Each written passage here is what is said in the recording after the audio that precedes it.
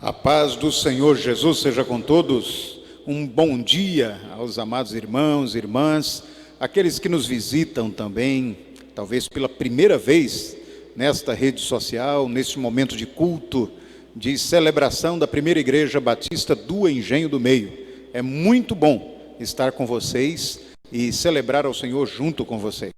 Quero convidá-los para, nesse momento, nós lermos o introito bíblico. Nós vamos fazer essa leitura de forma uníssona e você vai poder compartilhar conosco esse texto. Um texto que está em Deuteronômio, capítulo 4, verso 29. E diz assim o texto da palavra de Deus: Buscarás ao Senhor teu Deus e o acharás, quando o buscares de todo o teu coração e de toda a tua alma. Aleluia!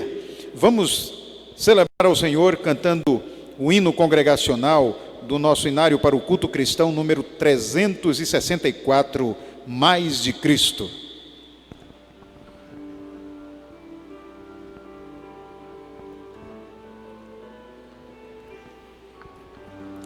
Mais de Cristo quero ver, mais do seu amor obter, mais da sua compaixão, mais da sua mansidão, mais de Cristo, mais de Cristo, mais do seu puro e santo amor, mais do meu Mestre Salvador, mais de Cristo compreender, quero a Cristo obedecer, sempre perto dele andar, seu amor manifestar, mais de Cristo,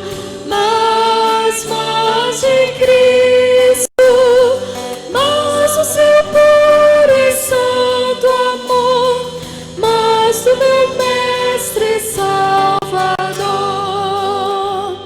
mais de Cristo transmitir, os seus passos vou seguir, imitando o seu viver, vou seu reino promover, mais de Cristo, mais de Cristo, mais o seu puro e santo amor, mais do meu Mestre Salvador. Aleluia! Vamos orar ao Senhor, pedindo a Ele direção durante todo esse tempo. Pai querido, obrigado por mais uma semana que o Senhor nos concedeu, mais um momento de culto comunitário, de celebração, onde a igreja local se reúne, onde hoje podemos alcançar muitas outras pessoas através das redes sociais, e que o Senhor possa sondar o coração de cada um de nós, Pai querido, ministrando a vontade do Senhor e nos fazendo perceber que o culto que estamos prestando é um culto agradável a Ti. Obrigado mais uma vez pela presença daqueles que neste momento oferecem este culto ao Senhor. Obrigado também por aqueles que estão de forma online, interligados a esta igreja local, aonde quer que estejam, Pai, e que o Senhor possa ouvir também o coração de cada um deles, suas petições e também um coração grato de cada um deles. Continua falando, continua ministrando a nós, é o que te pedimos e agradecemos em nome de Jesus. Amém? Queridos, vamos fazer a leitura bíblica que estará sendo orientada também a cada um de vocês. Nosso saltério, o Salmo 109, seus versos 1, 2, 7 e 10. Diz assim a palavra de Deus: Como são felizes os que andam em caminhos irrepreensíveis, que vivem conforme a lei do Senhor. Como são felizes os que obedecem os seus estatutos e de todo o coração o buscam. Eu te louvarei de coração sincero, quando aprender as tuas justas ordenanças. Eu te busco de todo o coração. Não permitas que eu me desvie dos teus mandamentos. Aleluia! Vamos celebrar juntos com a equipe de música da Primeira Igreja Batista do Engenho do Meio, sob a direção da nossa ministra Cristiane. Convido você a ficar de pé. Vamos louvar o Senhor com bastante alegria.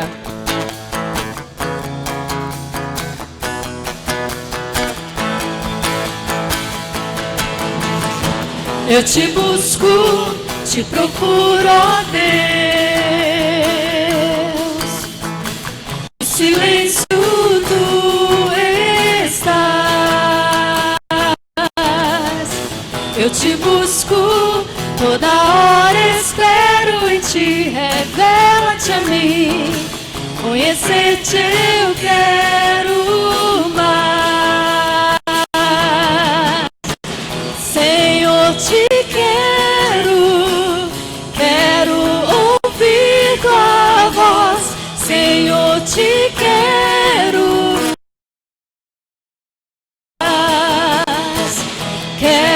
tocar-te, tua face eu quero ver, Senhor, te quero. Prosseguindo, para o alvo eu vou, a coroa conquistar. Vou lutando, nada pode me impedir. Eu vou te seguir, conhecer-te eu quero mais. Senhor, te quero ouvir tua voz, Senhor, te quero mais.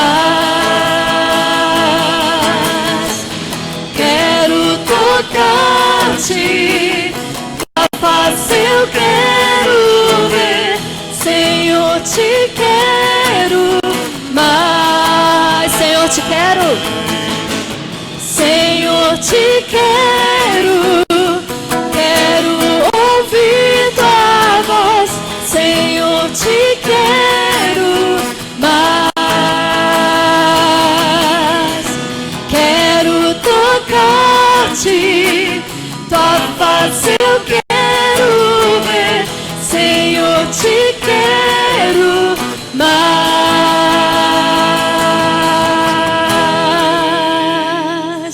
Amém. O Senhor é a nossa rocha, o Senhor é a nossa segurança. Que o Senhor seja engrandecido em todo o tempo na nossa vida. Ele já é grande, mas nós queremos dizer, Senhor, que o Senhor tome conta da nossa vida, que o Senhor é o Senhor e Deus do nosso viver.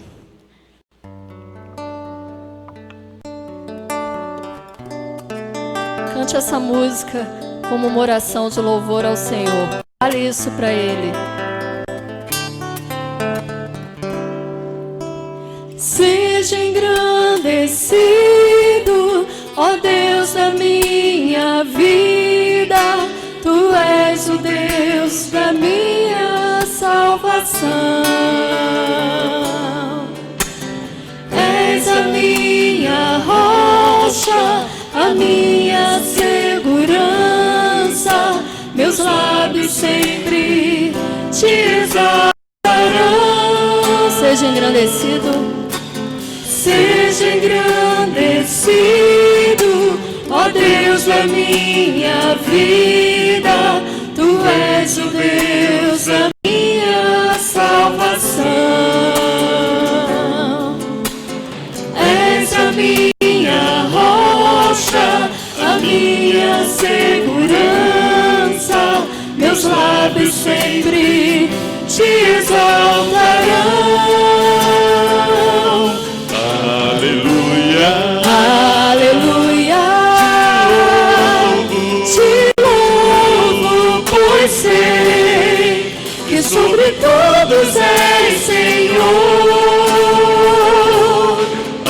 Aleluia, aleluia. Te louvo, pois sei que sobre todos és Senhor. Do início mais uma vez.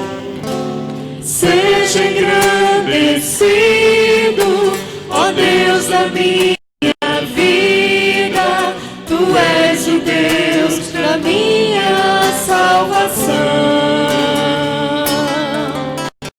És a minha rocha, a minha segurança, meus lábios sempre te exaltarão. aleluia, Aleluia, te louvo, pois sei que sobre todos és Senhor. aleluia, Aleluia, te louvo, pois sei que sobre todos és Senhor. Aleluia. aleluia, Aleluia, aleluia, aleluia, louvemos ao Senhor. aleluia, Aleluia, aleluia, aleluia, louvemos ao Senhor.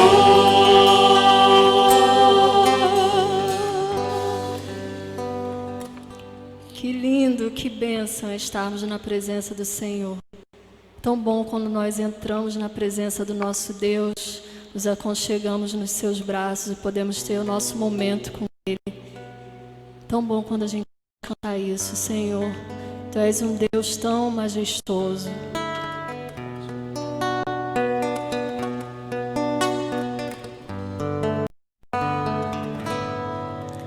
Quando entro em Tua presença, pelas portas do louvor, chego ao Teu santuário, face a face com o Senhor. Contemplo Teu semblante e vejo toda a Tua glória. Posso só me curvar e dizer, quando entro em Tua presença, pelas portas do louvor, chego ao Teu santuário, face a face com o Senhor. Contemplo Teu semblante, vejo toda a Tua glória. Posso só me curvar e dizer, é Deus, ó Senhor, és um Deus tão amoroso, Abba Pai, Tu és digno de louvor, minha vida eu te dou. És um Deus tão majestoso, ó Senhor. Vamos ao início. Quando entro em Tua presença, pelas portas do louvor, chego ao Teu santuário, face a face com o Senhor. Contemplo Teu semblante e vejo toda a Tua glória. Posso só me curvar e dizer, és um Deus tão majestoso, ó Senhor. És um Deus tão amoroso, Abba Pai. Tu és digno de louvor,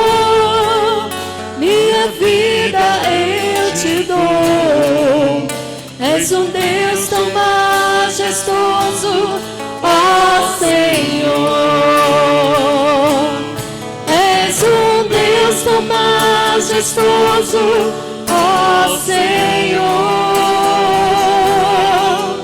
És um Deus tão amoroso, Abba Pai. Tu és digno de louvor, minha vida eu te dou. És um Deus tão majestoso, ó Senhor. És um Deus tão majestoso, ó Senhor. És um Deus tão majestoso, ó Senhor. Obrigada, Senhor, muito obrigada por esse momento de louvor a Ti. Muito obrigada porque nós podemos cantar para Ti livremente. Diante de Ti nós somos tão pequenos, mas ainda assim o Senhor recebe o nosso louvor. E nós queremos Te dizer que é de coração que nós entregamos esse culto e esse louvor. Em nome de Jesus, amém.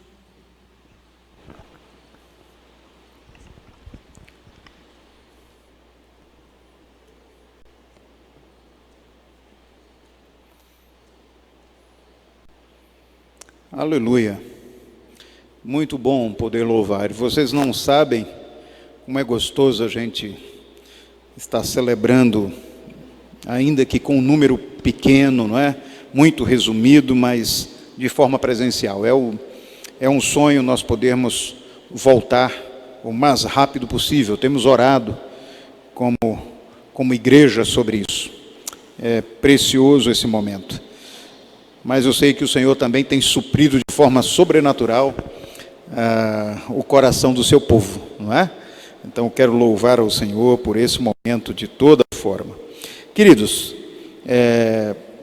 quero fazer uma oração nesse momento de gratidão a Deus pela sua vida, pelo que Deus tem colocado diante de você como desafio, como experiência vivencial, e pedir a Ele que dê toda a graça, dê a você toda a percepção da vontade dEle para que seja vitorioso no seu dia a dia. Eu quero orar também por todos aqueles que nesses dias fizeram data natalícia, nesses dias data de aniversário de casamento, matrimônio, daqueles que obtiveram também uma grande bênção, talvez uma vitória esperada há tanto tempo, e Deus concedeu nesses dias, nessa semana, essa vitória.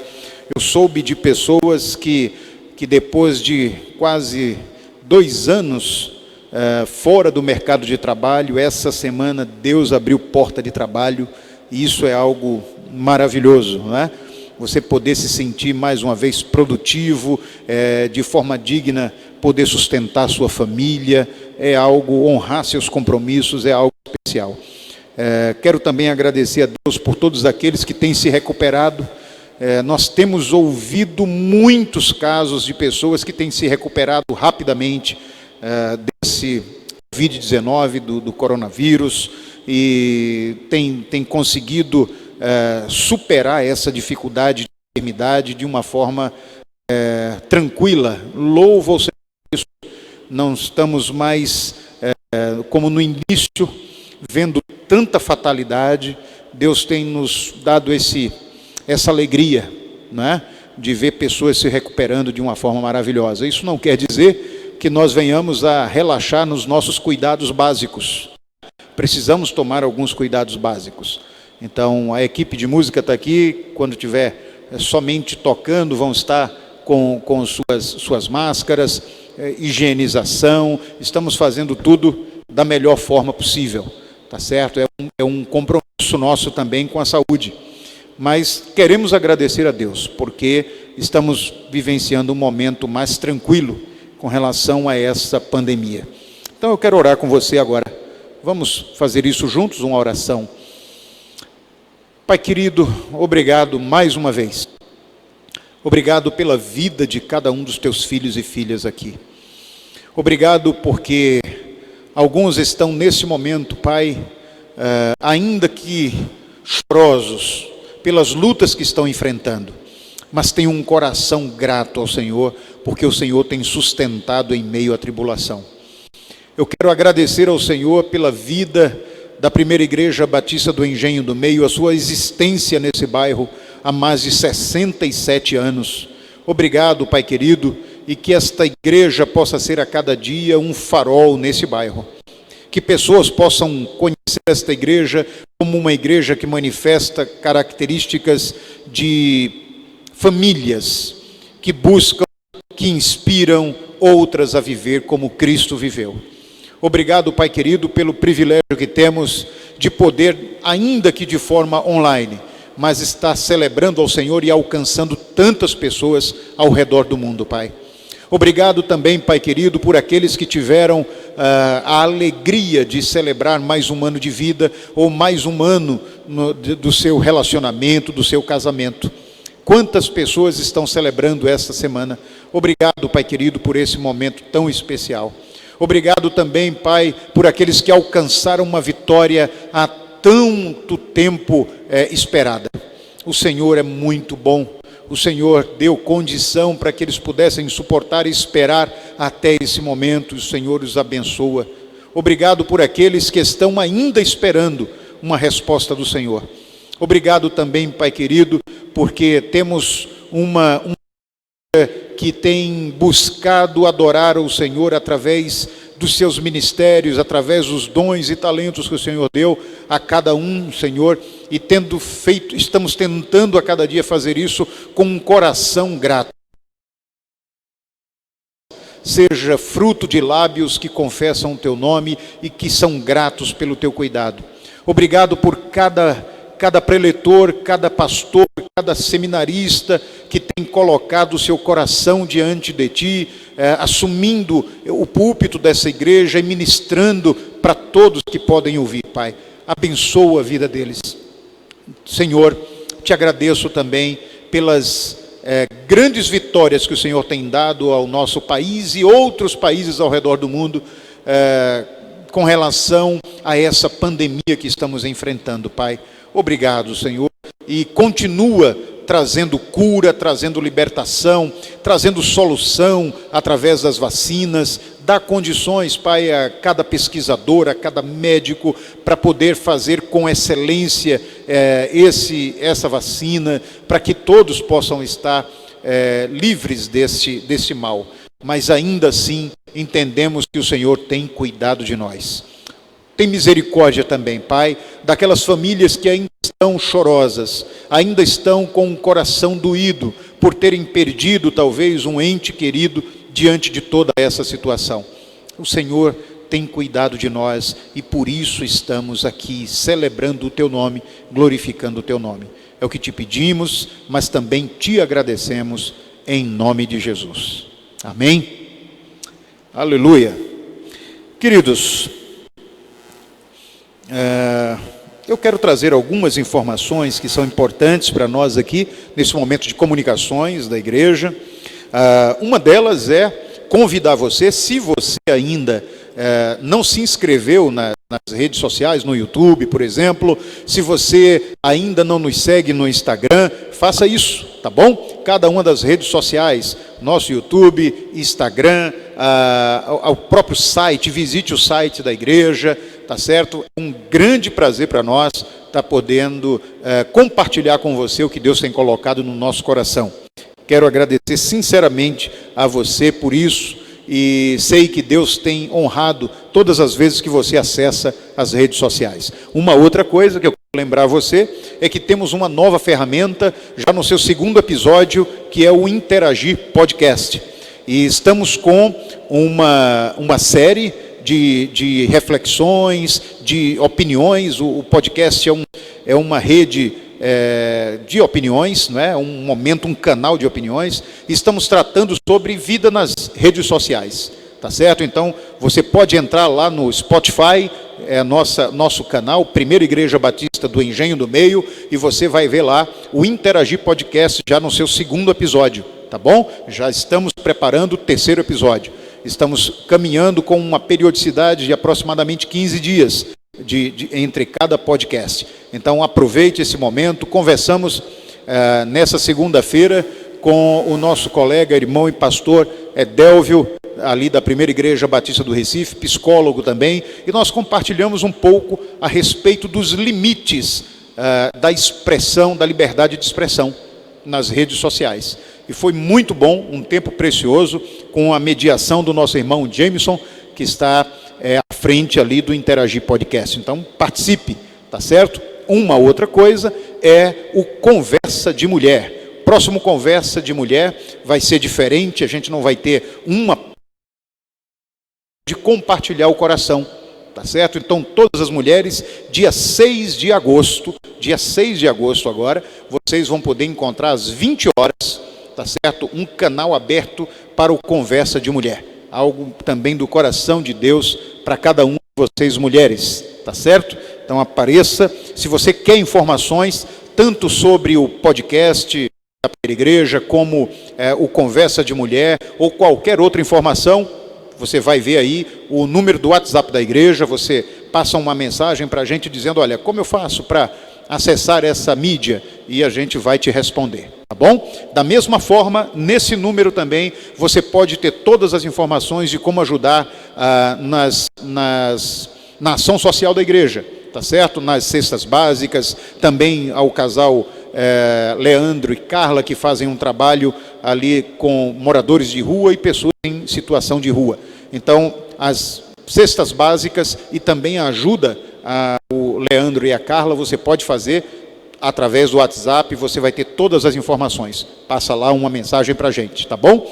E aqueles que lidam com a ação social, que querem ajudar ainda com as cestas básicas, estaremos recebendo até a terça-feira agora, tá bom? Dessa semana. Até terça-feira você pode encaminhar a sua ajuda, a cesta básica, para que nós possamos entregar às famílias ainda esta semana, tá certo?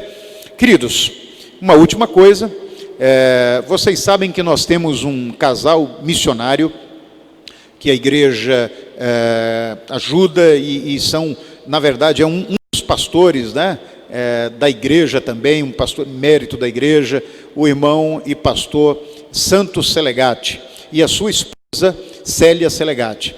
Eles estão, depois de muitos anos ali na cidade de Anápolis, na sede da missão Novas Tribos, onde eles são missionários, eles de volta para Recife, chegaram essa semana de Anápolis para assumir mais uma vez o seu posto como missionários nas aldeias indígenas em Pernambuco, no nosso sertão. E eles querem dar a palavra para a igreja. Então tem um pequeno vídeo desse nosso casal, querido casal de missionários entre os índios, tá bom? Então nesse momento vocês vão ouvir um vídeo do pastor Santos Selegati e Célia Selegati, lá na casa deles, lá próximo à aldeia onde eles trabalham, e logo após o pastor Santos Selegati temos uma música inspirativa, mais uma canção, e depois a mensagem de hoje pela manhã com o nosso seminarista Adriel Lima. Que o Senhor nos abençoe e vamos continuar a adorar ao Senhor. Pastor Santo Selegati e Célia Selegati, uma palavra a Pibem. Irmãos da Pibem, nós já estamos aqui na nossa casa, no sertão de Pernambuco, ao lado da aldeia, onde nós trabalhamos com o povo que amamos. E graças a Deus, correu tudo bem na viagem, estamos cansados, mas com o coração alegre, com muita gratidão ao Senhor e a todos aqueles que têm orado por nós e também têm contribuído financeiramente ao longo do nosso ministério e mais especificamente para a nossa vinda e também a vinda da nossa mudança. Vocês estarão assistindo esse vídeo quando espero que nossa mudança já esteja aqui porque ela deve chegar amanhã, sexta-feira, dando tudo certo, o caminhão vai encostar aqui. Continue orando por nós, que ainda estamos impedidos de transitar livremente dentro da aldeia, por conta da pandemia, mas mantendo contato com o povo através da internet e aqueles que nos visitarão aqui na nossa casa, na casa dos colegas Cissão e Viviane, que trabalham conosco. Então continue orando por nós, para Deus nos dar sabedoria e proteção para o povo em relação ao coronavírus. Que Deus continue abençoando cada um dos irmãos. Amém.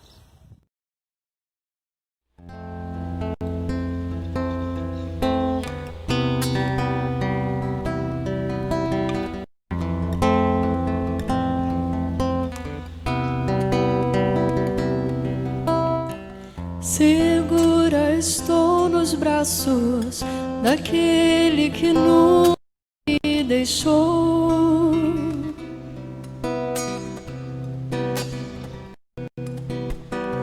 Seu amor perfeito sempre esteve repousando em mim.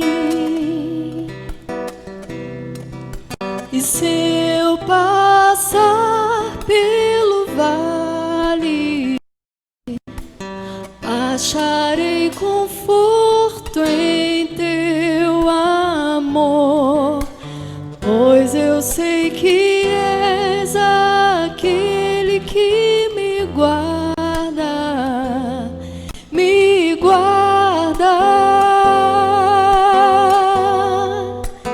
Em teus braços é o meu descanso,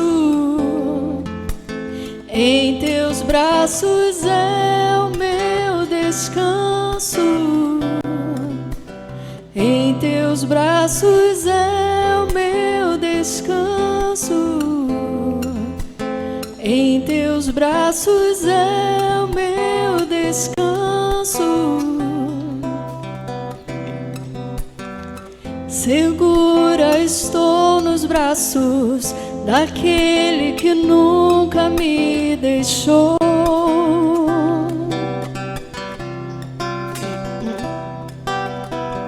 Seu amor perfeito sempre esteve repousando em mim. E se eu passar pelo vale, acharei conforto em teu amor, pois eu sei que és aquele que me guarda, me guarda. Em teus braços é o meu descanso, em teus braços é o meu descanso, em teus braços é o meu descanso, em teus braços é o meu descanso.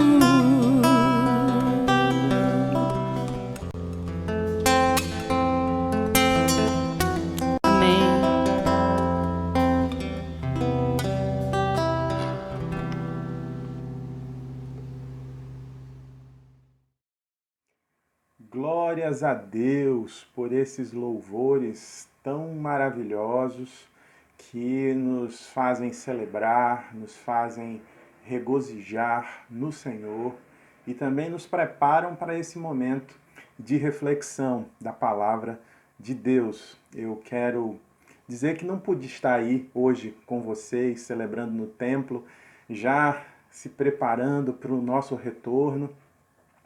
Não foi possível estarmos juntos, mas certamente eu creio que Deus está preparando o nosso encontro. Logo, logo poderemos estar juntos, aí no templo, juntos, louvando o Senhor, não somente com a equipe, com o pessoal da gravação, como também com os próprios irmãos.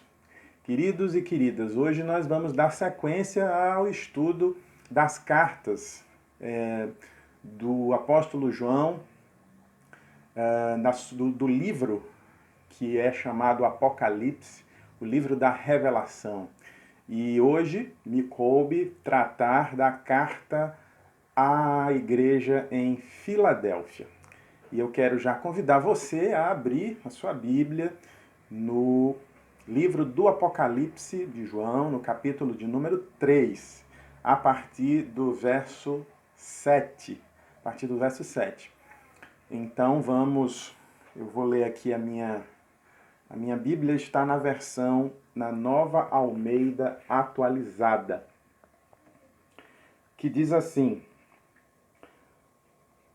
Ao anjo da igreja em Filadélfia, escreva: Estas coisas diz o santo, o verdadeiro, aquele que tem a chave de Davi, que abre e ninguém fechará, e que fecha e ninguém abrirá.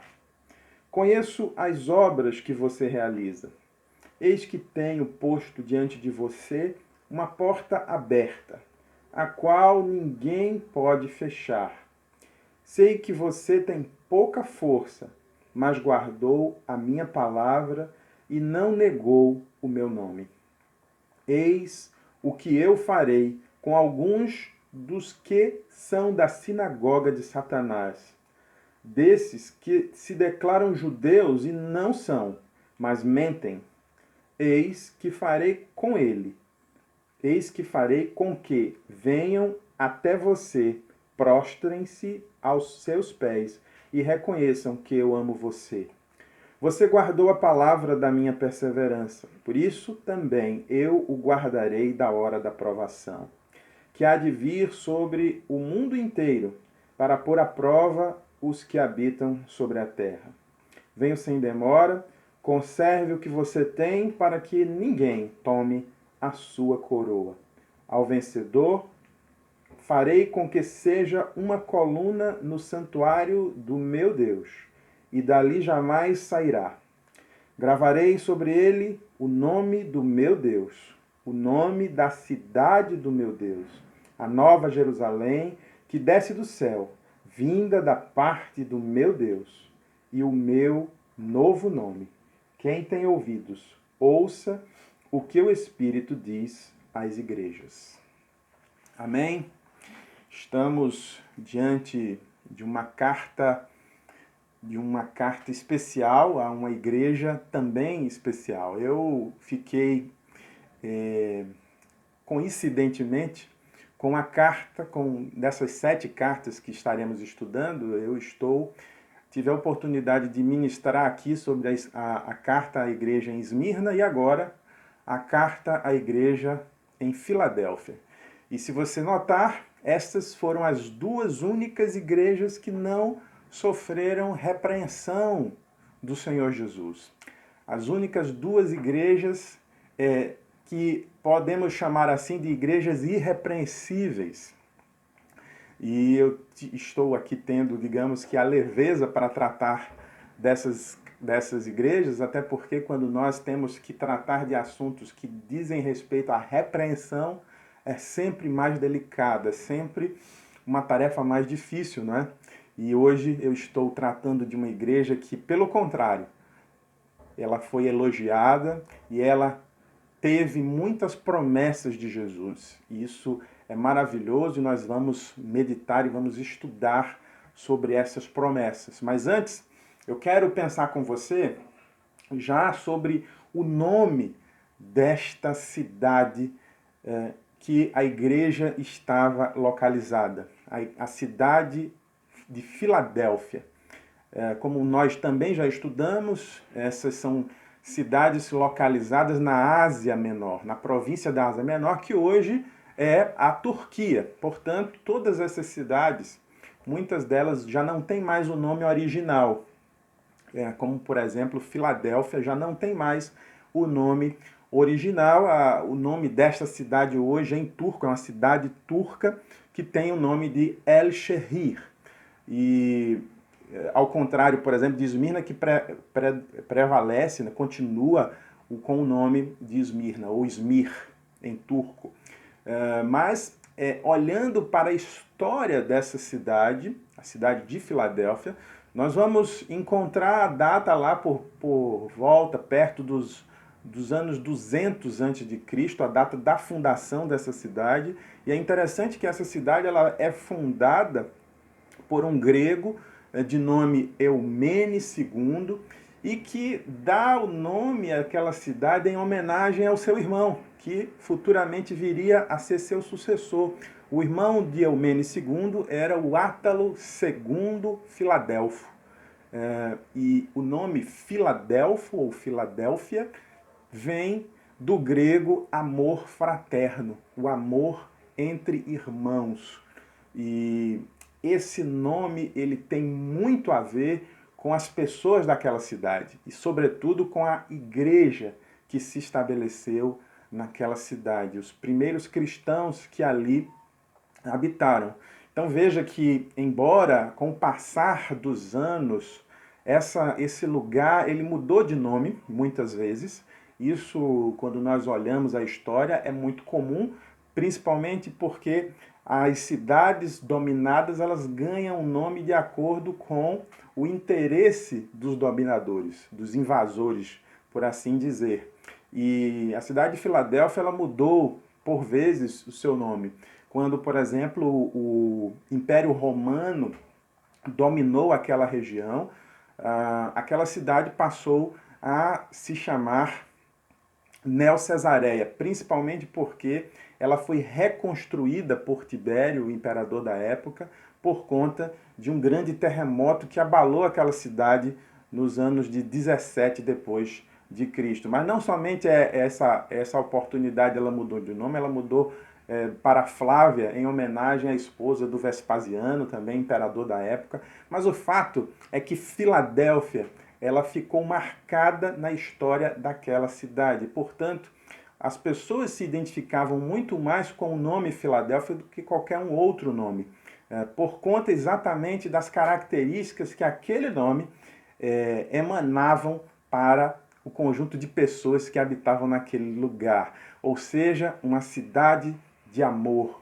uma cidade onde se praticava o amor fraterno, o amor entre irmãos. E é exatamente com a identificação de Filadélfia que o apóstolo João dirige a carta àquela igreja, a igreja que está na cidade em Filadélfia, a cidade do amor fraternal.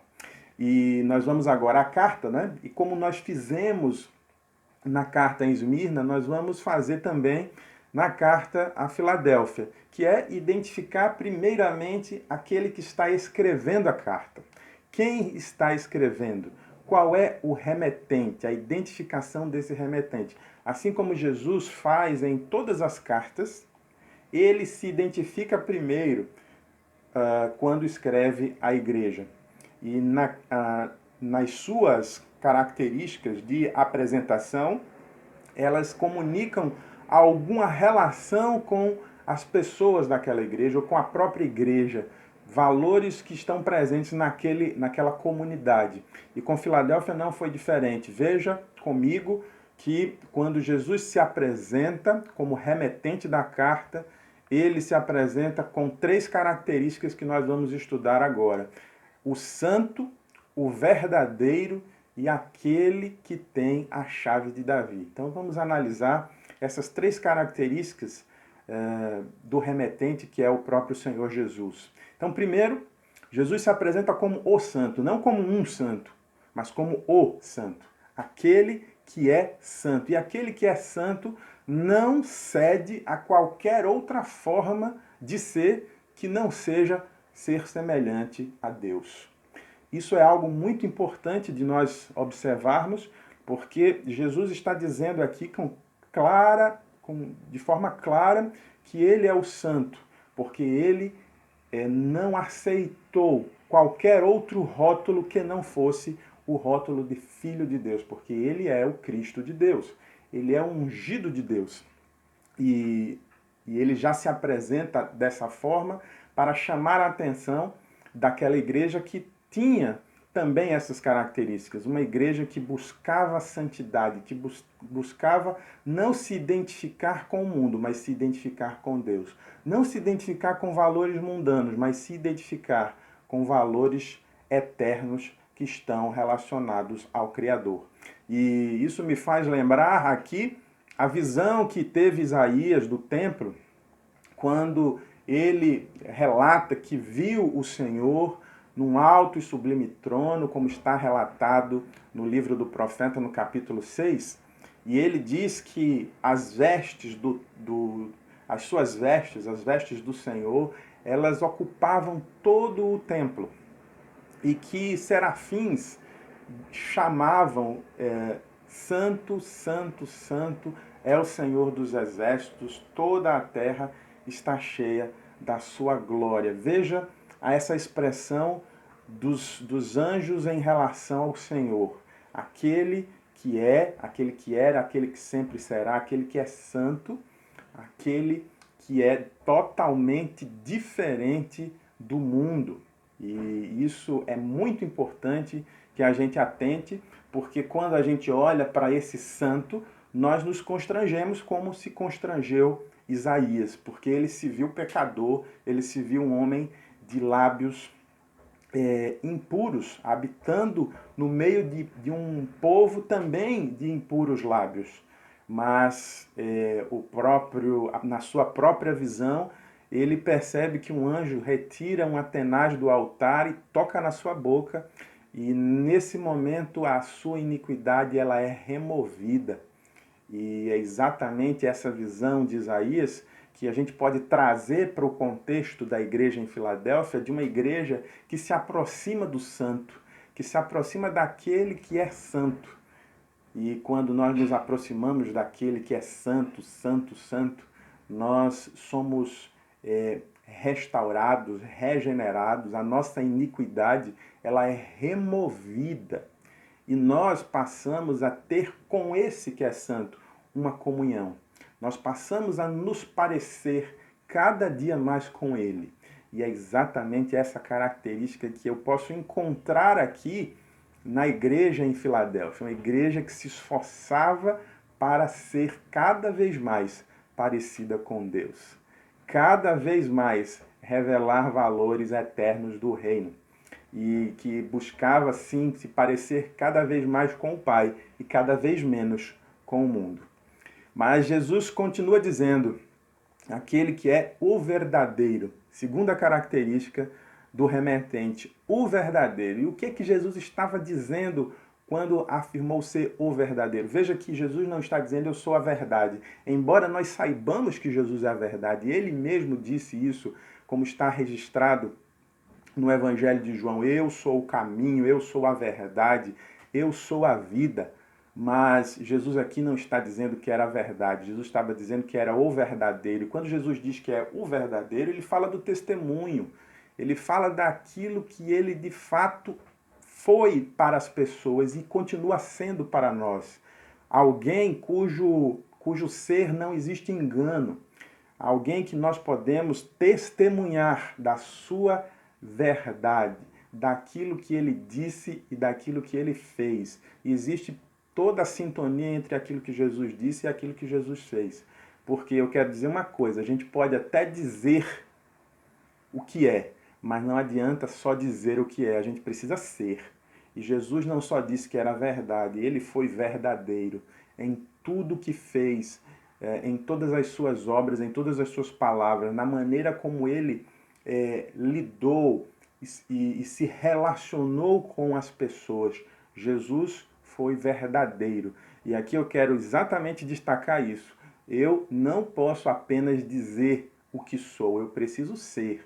Eu preciso demonstrar isso na minha forma de viver, nos meus relacionamentos, nas minhas decisões, para que eu de fato possa me parecer com aquele que é o verdadeiro, o Senhor que se apresenta àquela igreja em Filadélfia.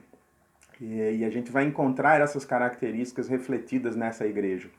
E a terceira característica é aquele que tem a chave de Davi.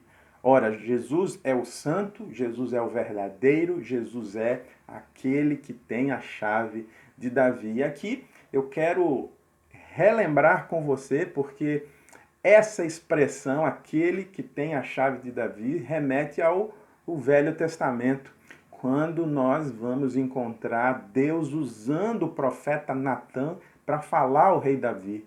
E se você puder acompanhar aí na sua Bíblia, no livro de 2 Samuel, no capítulo 7, no verso 16, Deus está usando o profeta Natã para profetizar ao rei, dizendo: quanto a você, sua dinastia e o seu reino permanecerão para sempre diante de mim.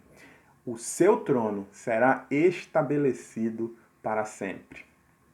Essa promessa de Deus, ela é mais do que uma promessa que se materializa no campo natural, daquilo que a gente poderia imaginar ser apenas uma descendência humana daquele homem chamado Davi, que era rei em Israel.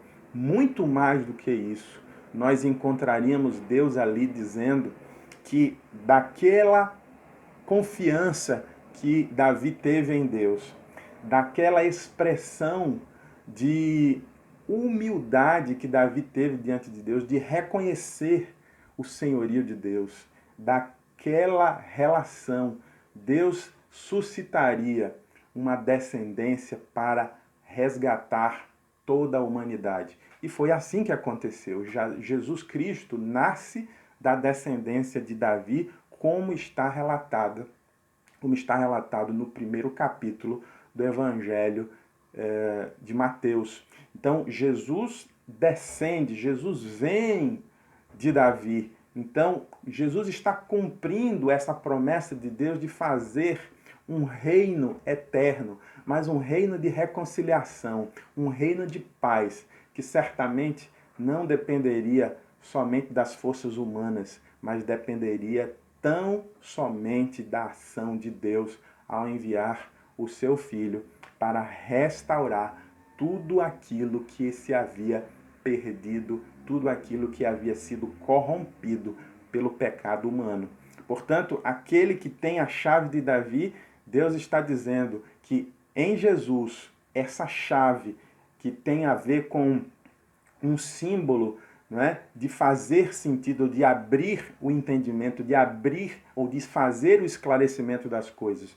Jesus é exatamente essa chave que nos faz compreender e abrir a nossa compreensão sobre a eternidade do reino de Deus que está estabelecido nele mesmo, em Jesus. E aqui, Jesus está dizendo que aquilo que ele abre, não é? Quando nós olhamos o texto, aquilo que ele abre, ninguém vai fechar, e aquilo que ele fecha, ninguém abrirá.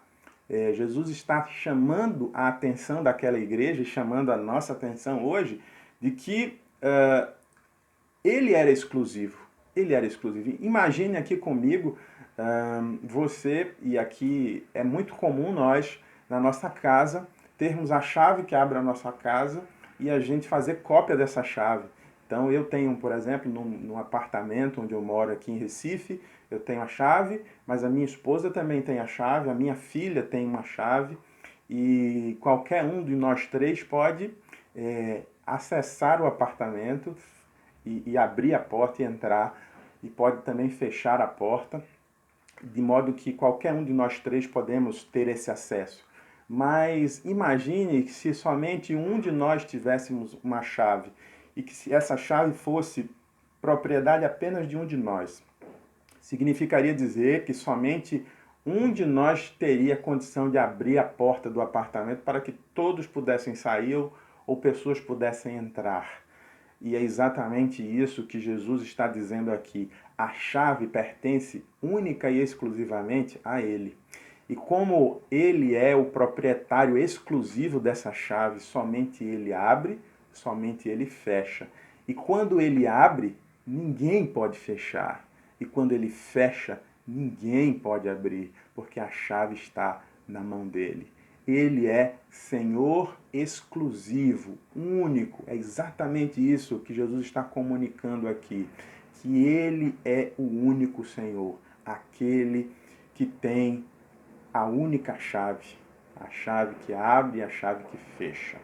Amém? Você está entendendo? Então, Jesus se identifica e se apresenta na carta como santo, como verdadeiro e como aquele que tem a chave de Davi. Agora, vamos para a segunda etapa, que é a identificação do destinatário. Toda carta tem o remetente e tem o destinatário. Então, vamos para o destinatário, a igreja em Filadélfia. Então, primeiro Jesus está dizendo que conhece as obras daquela igreja, sabe o que aquela igreja faz.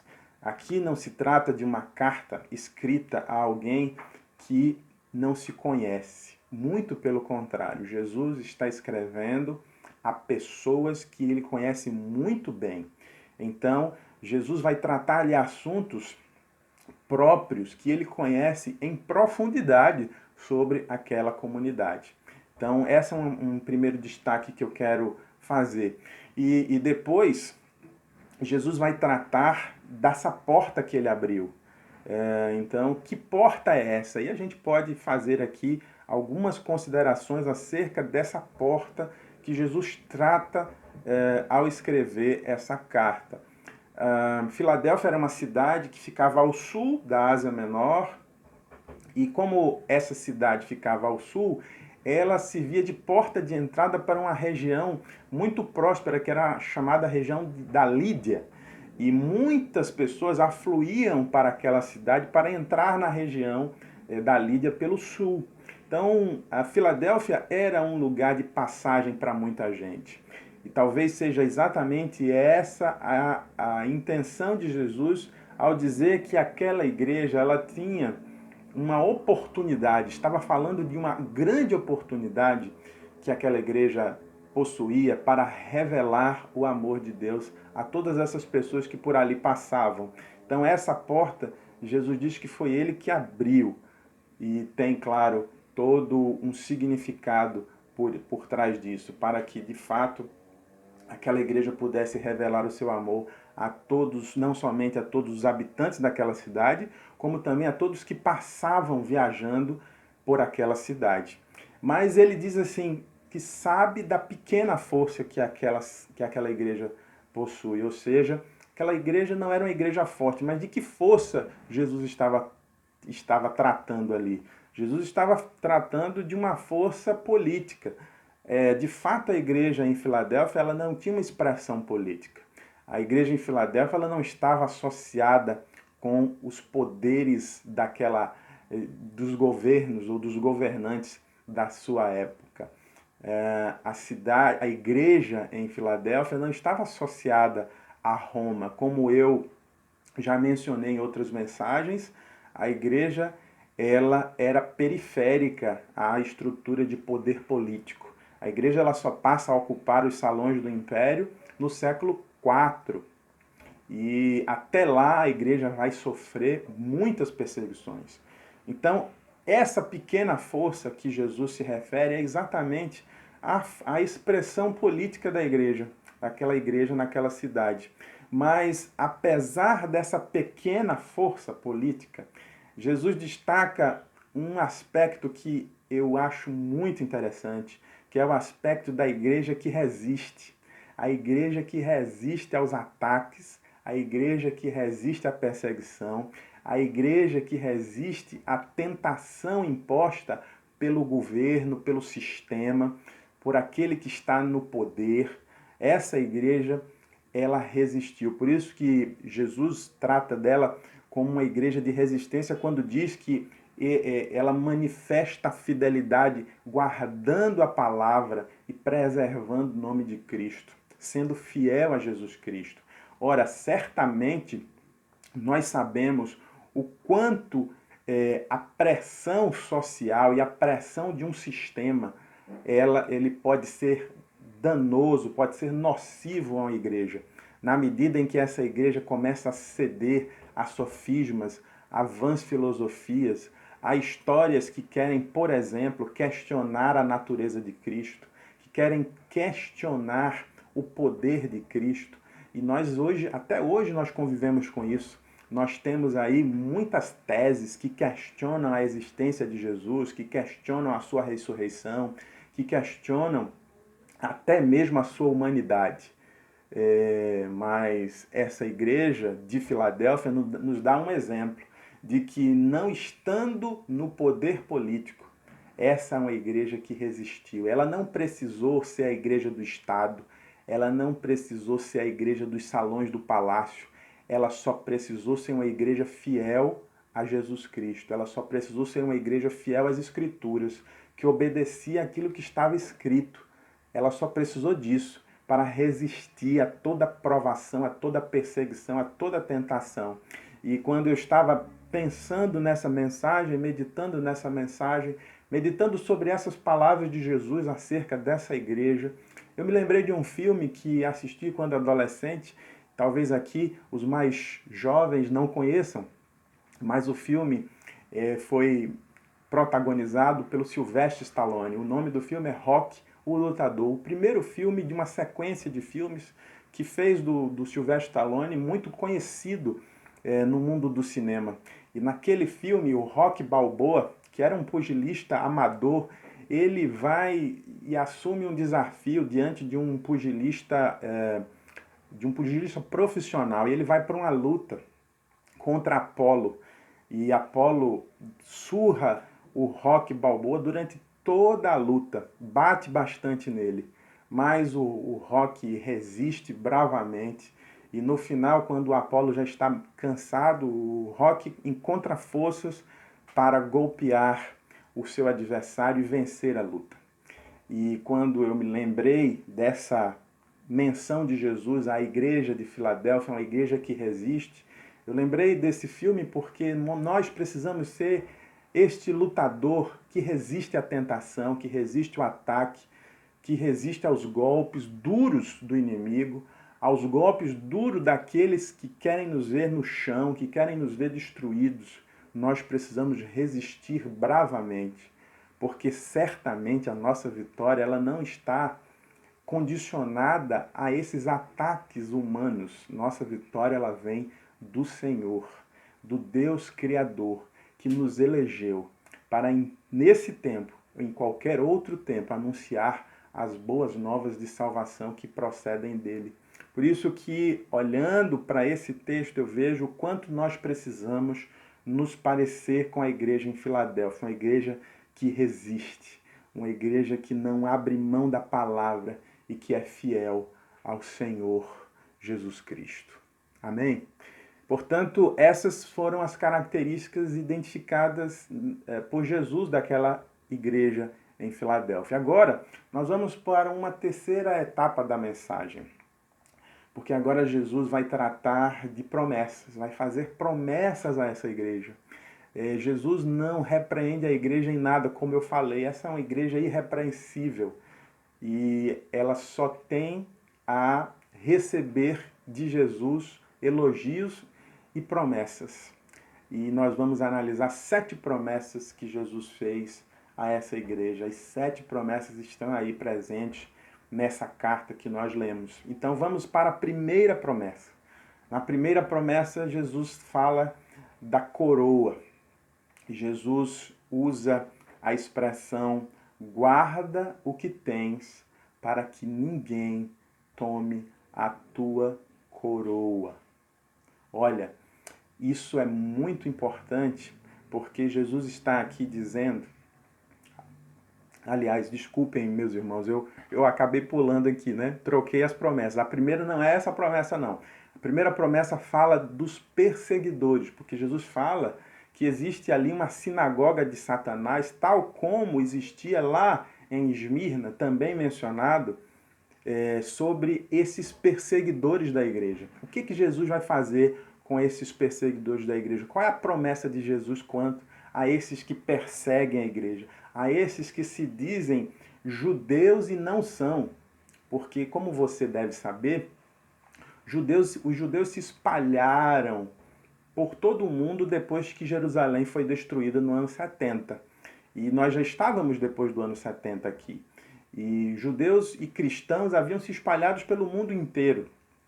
E estavam em todos os lugares. E da mesma forma, que aqueles judeus que não aceitavam Cristo como Messias e que não aceitavam a pregação do Cristo como Salvador e Senhor, esses judeus perseguiam os cristãos. E aí Jesus diz, olha, esses judeus não entenderam a mensagem, da lei e não entenderam que eu estou cumprindo a lei ao vir aqui ser o resgatador da humanidade. Então esses judeus aí não podem ser considerados judeus porque não entenderam a mensagem de Deus. Então Jesus deixa claro que estes que perseguem a igreja, que era uma perseguição religiosa mesmo, era uma perseguição religiosa. Os judeus lançavam os cristãos contra o governo de Roma, ou contra o Império Romano, e criavam situações para que os cristãos fossem perseguidos, aprisionados e até mortos, assim como aconteceu com Jesus Cristo. Então, o que Jesus promete para esses perseguidores? Talvez aí você pudesse pensar, Jesus promete cadeira elétrica, prisão perpétua, né? Será que é isso que Jesus promete? Não, não. Jesus promete trazer esses perseguidores aos pés da igreja. Jesus promete trazer essas pessoas para conhecer de perto o amor que ele tem para a sua igreja, para com a sua igreja. Veja que promessa linda, não é? Jesus trazer o perseguidor para perto de você, para que ele entenda o amor que ele tem para com você, meu irmão e minha irmã, para que esse perseguidor entenda o amor que Deus tem com a sua igreja e trazer para perto para que essas pessoas possam, de fato, compreender, conhecer o amor de Deus revelado em Jesus para alcançar a humanidade. Isso é lindo, é uma promessa de Deus para aquela igreja e eu posso entender que essa é uma promessa de Deus para a igreja do nosso tempo. Segunda promessa, guardar da hora da tentação. Ora, Jesus aqui está dizendo que estava por vir uma tentação, estava por vir uma provação. Em algumas passagens nós lemos provação, em outras tentação, mas o fato é que a igreja que já estava acostumada a experimentar perseguição, estava acostumada a enfrentar a tentação, a provação por conta do Império Romano. Jesus está dizendo que elas continuariam e talvez até se intensificassem. E nós sabemos que a igreja enfrentou, depois daquele momento, muita perseguição. A igreja sofreu até o 4º século, meus irmãos. Nós estamos falando aqui do 1º século e tinha mais 2 séculos e meio pela frente de sofrimento, de tentação e de perseguição, não é? Até que a igreja se associa com Roma, ou Roma se associa à igreja. Mas o fato é que, nesse contexto, Jesus está prometendo cumprir aquilo que ele nos ensinou a fazer na oração ao Pai Nosso. Jesus nos ensina que nós devemos pedir a Deus que nos livre da tentação. E quando ele nos ensina a fazer esse pedido, ele está aqui prometendo à igreja que vai cumprir isso, que vai atender esse desejo nosso de sermos protegidos na hora da tribulação, na hora da perseguição, na hora da tentação. Jesus está garantindo que não importava ou não importaria qual o tamanho da perseguição, ele estaria conosco. E eu quero dizer a você que às vezes nós podemos sofrer até morrer, mas se nós estivermos com Cristo, nós não temeremos mal algum, nós não temeremos qualquer tipo de ameaça. Se Ele estiver conosco, nosso coração estará protegido, nossas emoções elas não serão afetadas, sobretudo porque temos a certeza que Ele está do nosso lado e Ele é a nossa fortaleza. E Ele precisa ser a minha e Ele precisa ser a sua fortaleza nesses momentos, para que de fato essa palavra e essa promessa se cumpra de nos guardar, de nos proteger na hora da provação. Terceira promessa terceira promessa, a coroa de quem venceu a guerra. Aí sim, aí agora nós vamos falar de coroa, porque Jesus diz, guarda o que tens para que ninguém tome a tua coroa. Ora, o que é que nós temos? O que é que nós temos para que ninguém tome a nossa coroa, né?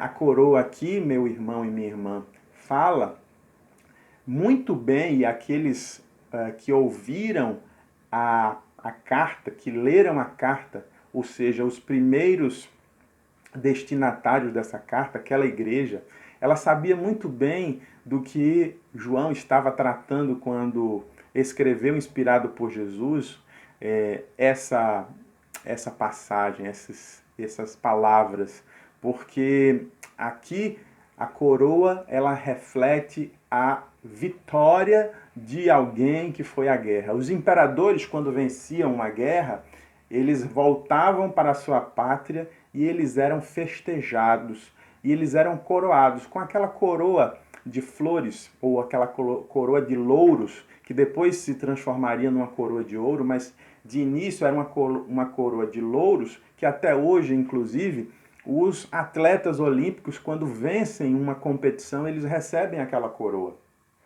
Então essa coroa, ela indica uma vitória, ela indica que uma guerra foi vencida, que uma batalha foi vencida. É o símbolo da vitória de uma luta, de uma guerra. E o que Jesus estava dizendo era, olha, guarda aí na sua memória que você é vencedor. Guarde aí essa vitória que você conquistou. Não por você mesmo, mas que você conquistou através de mim.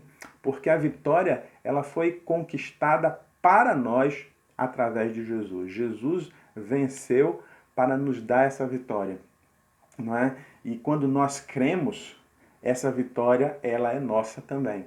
Então, quando o apóstolo diz que essa é a vitória que vence o mundo, a nossa fé, é exatamente porque nós cremos que em Jesus nós somos mais do que vencedores.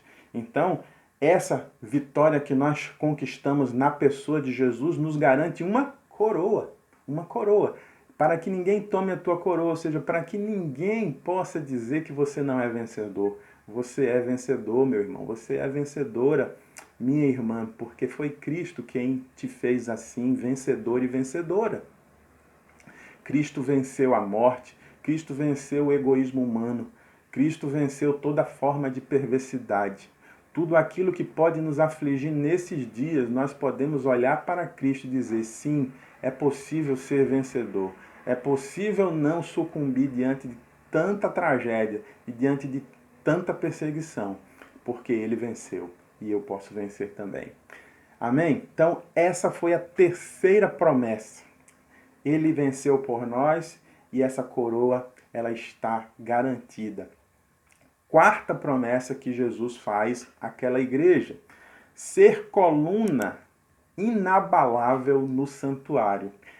Jesus promete que fará daquela igreja uma coluna inabalável no seu santuário. Você sabe que o que é que o santuário significa para o judeu, sabe o que é que ele significa, por exemplo, para nós, como um lugar onde nós temos um encontro com Deus. Esse santuário que se tornou o nosso próprio corpo, o santuário do Espírito Santo, não é? Esse lugar, a ideia de santuário é a ideia de um lugar onde nós encontramos com Deus, onde nós nos relacionamos com Deus. E Jesus está aqui cumprindo aquilo que o apóstolo Pedro, na sua primeira carta, no capítulo de número 2, no verso 9, escreveu dizendo: vós, porém, sois a geração eleita, o sacerdócio real, nação santa, povo exclusivo de Deus, para anunciar as grandezas daquele que os chamou das trevas para a sua maravilhosa luz. Ou seja, nós temos aqui a atribuição de fazer com que a humanidade se encontre com Deus. Nós somos o sacerdócio real, aqueles que promovem o encontro da humanidade com o seu Deus, com o seu Senhor. Por isso que quando eu olho para essa promessa de Jesus de de fazer da igreja uma coluna inabalável no santuário, de fazermos pessoas que promovem o encontro do humano com o divino, do ser humano com o seu Deus, com o seu Senhor. Por isso que eu e você, meu irmão, nesse tempo, precisamos fazer com que essa promessa se cumpra, que ela possa nos alcançar, que nós sejamos coluna inabalável no santuário e possamos dar a pessoas a oportunidade delas se encontrarem com Deus. Amém? Agora nós vamos para a quinta, sexta e sétima promessa. Bem, aqui nós vamos ter, nas três últimas promessas, algo que tem um relacionamento que eu estou chamando aqui de marca tríplice. A marca que Deus vai colocar em nós, vai colocar na igreja. São três marcas. A primeira delas, que é a quinta promessa, Deus diz que vai estabelecer o seu nome, ou que vai gravar o seu nome na igreja, vai gravar o seu nome em nós. E o que é que Jesus está querendo dizer com isso? Que ele vai estabelecer o seu governo absoluto. Nós seremos dele para sempre. Nós seremos dele para sempre. Ele estará no controle por completo. E aí você talvez me pergunte, mas e Deus não está agora no controle? Claro que ele está. Ele continua no controle. Porém, existe um grau de liberdade humana que hoje permite que o homem diga, eu não quero Deus. Eu não aceito Deus.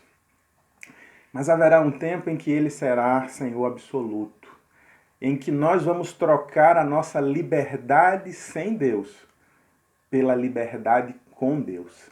A liberdade com Deus que faz dele Senhor absoluto de todas as coisas.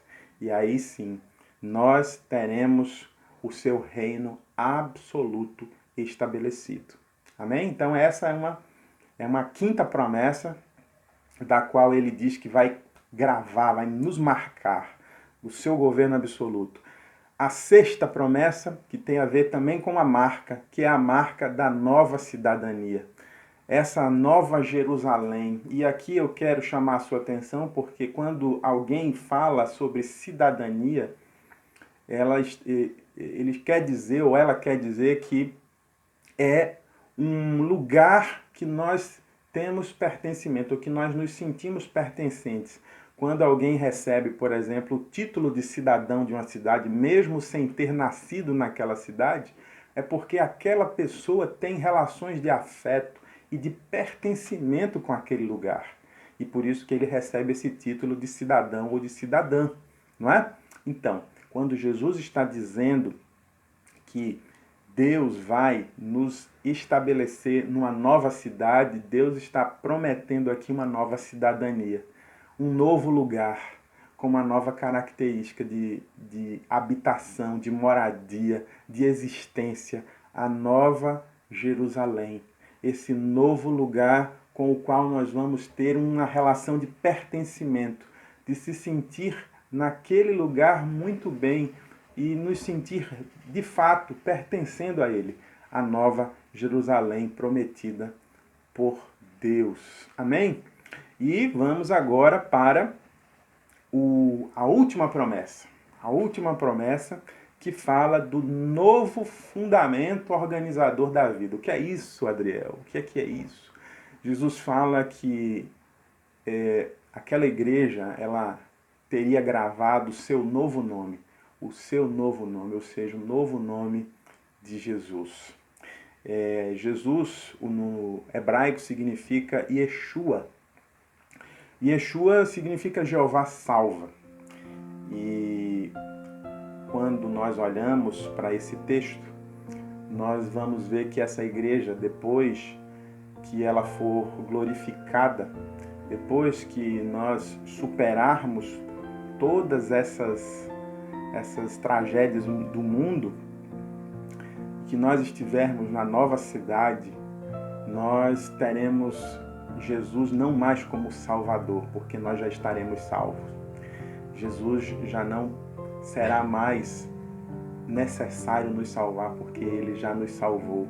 E isso vai organizar a nossa vida de uma outra forma, porque nós já não estaremos mais aflitos com a necessidade de salvação, nós já não sentiremos mais essa necessidade, nós já estaremos salvos nele, nós já estaremos numa nova realidade de vida.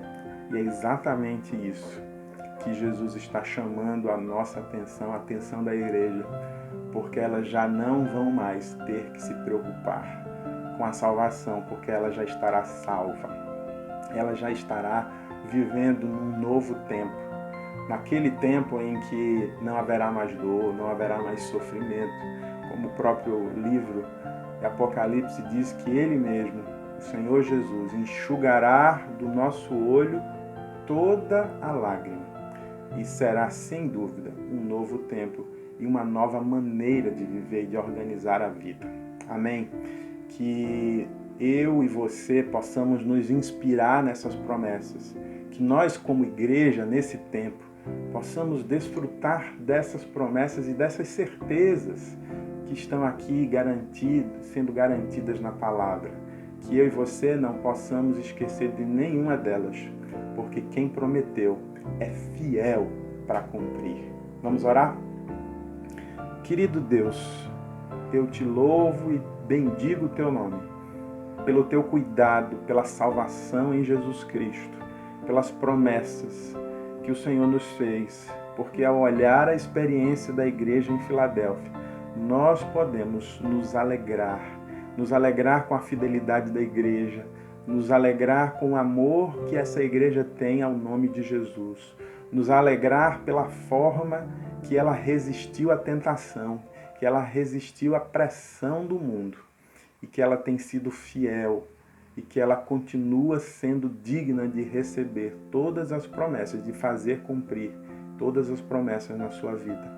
Deus, que essa mensagem possa nos inspirar nesses dias, que nós possamos cada vez mais nos parecer com essa igreja fiel, que espera tão somente aquele dia em que tu reinarás absolutamente, em que nós teremos uma nova cidadania e que a nossa vida será organizada a partir de outra realidade, onde não teremos mais dor e nem sofrimento. Que esse dia chegue, Pai, e que nós possamos nos alegrar permanentemente nele. Essa é a oração que te fazemos com o perdão dos nossos pecados, em nome de Jesus. Que Deus possa te abençoar, que Deus possa te alegrar e que Ele possa continuar sendo para você a rocha eterna na qual você tem construído a sua vida. Deus te abençoe. Amém. Queridos, que coisa boa, não é? Chegamos a mais um final de culto comunitário. Uma manhã preciosa, com uma palavra que veio do coração de Deus para cada um de nós. Canções que nos inspiraram, momentos gostosos na presença do Senhor. E eu quero terminar esse momento desejando a você uma tarde maravilhosa. Não esqueça que às 17 horas temos o culto online das crianças. E logo mais às 18 horas estaremos no nosso culto também da igreja, comunitário e a nossa ceia do Senhor. Tá certo? Mas eu tenho ainda uma coisa para dizer a vocês. Observem aqui.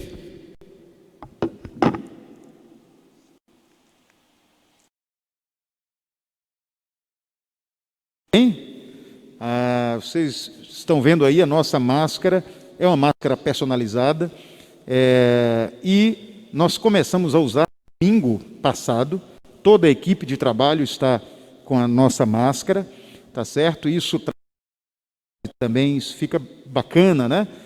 E muita gente entrou em contato conosco, através das redes sociais, através do WhatsApp, perguntando, olha, eu quero também a máscara tal.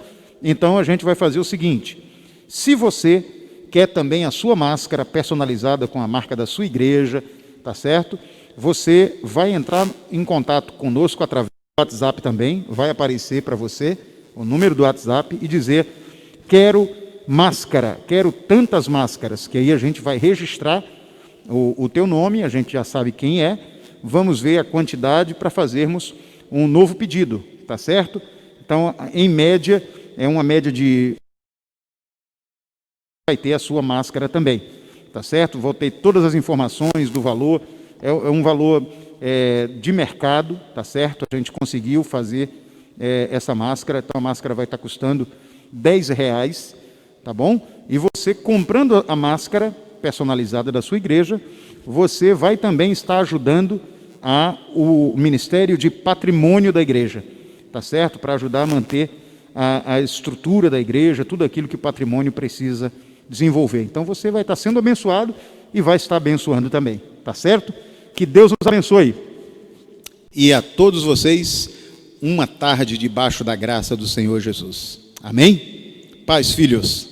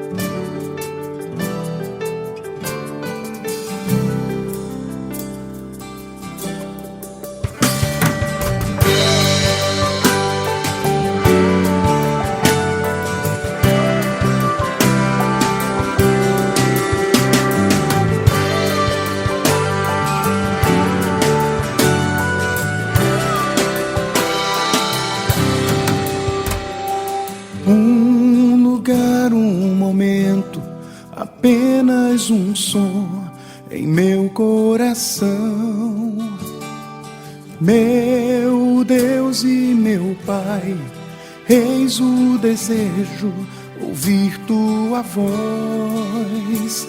Primeiro te ouvir, realmente te conhecer, experimentar a intimidade que um filho anseia ter.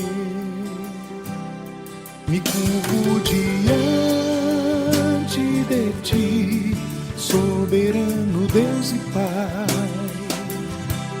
Com louvor eu proclamo assim: sou fruto da graça, do amor que me basta, sou teu.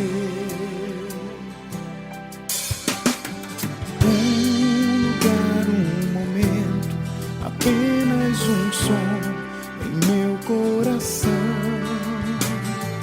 Meu Deus e meu Pai, eis o anseio, ouvir tua voz. Primeiro te ouvir, realmente te conhecer,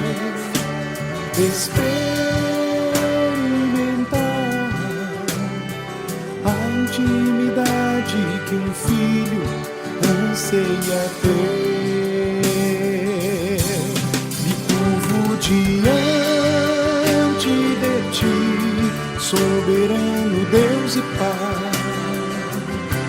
Com louvor eu proclamo assim: sou fruto da graça, do amor que me basta, sou teu.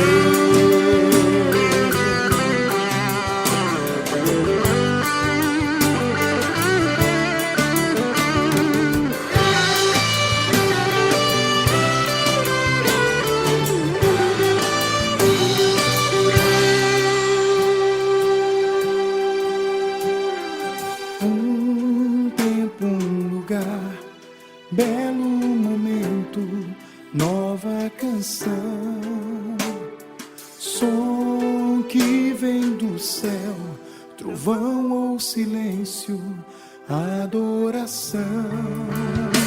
Primeiro te ouvir, realmente te conhecer,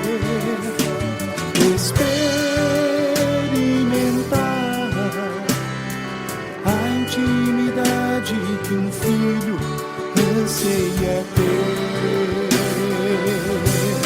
Me curvo diante de ti, soberano Deus e Pai. Com louvor eu proclamo assim: sou fruto da graça, do amor que me basta, sou teu. Diante de ti, soberano Deus e Pai. Com louvor eu proclamo assim: sou fruto da graça, do amor que me basta, sou teu. Do amor que me basta, sou fruto